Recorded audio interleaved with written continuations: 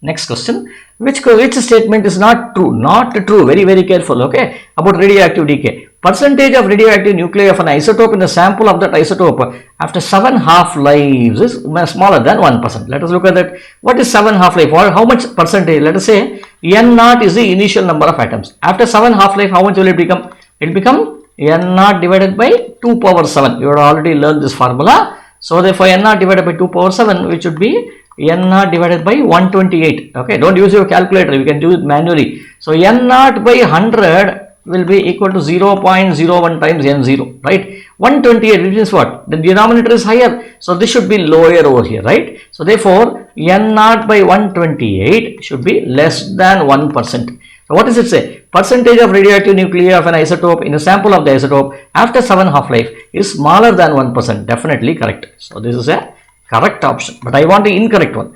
The half-life of the radioactive isotope is a time taken for the half the nuclei in the sample of the isotope to decay. This is also correct. So this is also the correct one, correct definition.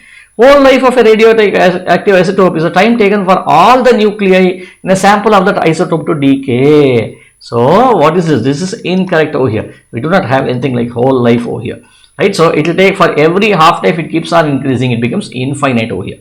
So this is the right option. C is the right option. The half-life of the radioactive isotope ranges between short intervals to thousands of millions of years. Of course, this is right. So because you see, for a radioactive carbon it is something else, for the uranium it is something else. So therefore, this is also correct over here. So he has asked you to find out the incorrect statement. C is the incorrect statement. Okay, let us move on to the next one.